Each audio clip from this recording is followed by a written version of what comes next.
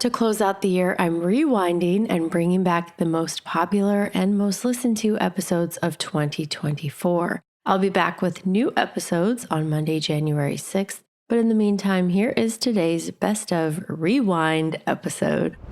This week's theme on the Retirement Quick Tips podcast is Your Listener Questions Answered.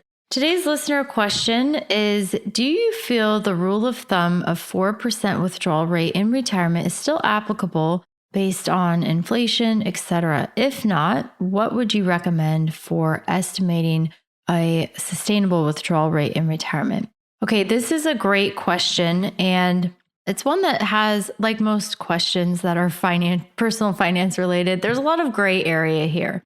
So let me just back up and sort of explain this rule of thumb, the 4% rule. I've talked about it a decent amount on the podcast because it has longevity. So this rule of thumb first came out and was popularized, I believe, in the 1990s. And so there was a researcher, I forget his name, and what he found is that you could pretty much pick any 30-year time period. It didn't matter. So it took into account you retiring at a really great time or retiring at maybe not so great a time and just timing it poorly or timing it really well. It didn't really matter. As long as you had a balanced portfolio, in other words, you had kind of a broadly diversified portfolio, 60% stocks, 40% in bonds is traditionally what's used in this simulation. You could retire in like the early 70s, which would have been a really bad time to retire because inflation was high, taxes were still relatively high,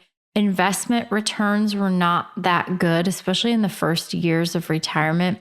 And so retiring in the early 70s was pretty much the worst time. And then you pull that forward all the way for 25, 30 years. And so what this 4% rule found is that as long as you had a diversified portfolio, you could retire in the good times, bad times. It didn't really matter. If you started your withdrawal rate at 4% of your portfolio value and you increased that each year for inflation, you wouldn't run out of money. In fact, you would grow your portfolio over time and you would maintain the principal value and achieve some growth as well.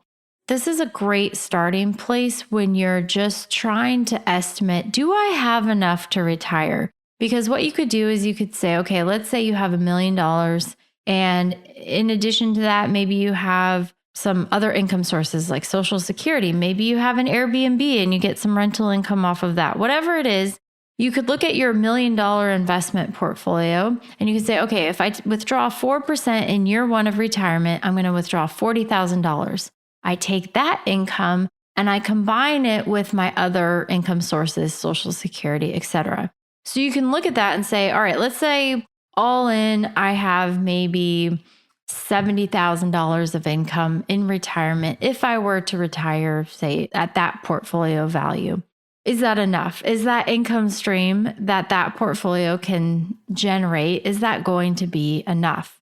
And so it's a great place to start for just some calculations. You could say, well, I want to retire today, or what does my portfolio need to grow to in order for me to retire? And again, you could kind of try to hit this target through savings and working a little bit longer. You know, if my portfolio gets to X value, that's going to generate enough income based on the 4% rule.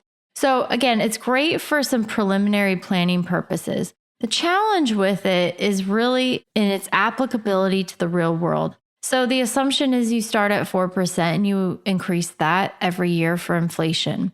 Right off the bat, we have a problem because most people are not going to see like, oh, what was the CPI index last year? Oh, it was 4.6%. Okay, I'm going to add that amount to the 4%. And now my new withdrawal rate is X.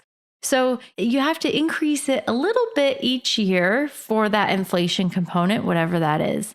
And so I don't know hardly any people, unless you really love spreadsheets, who are going to take the time to do it. Most people, what they do with the 4% rule is that they sort of just stick with that throughout retirement and they don't change it for inflation, which is actually fine. Like that would work too.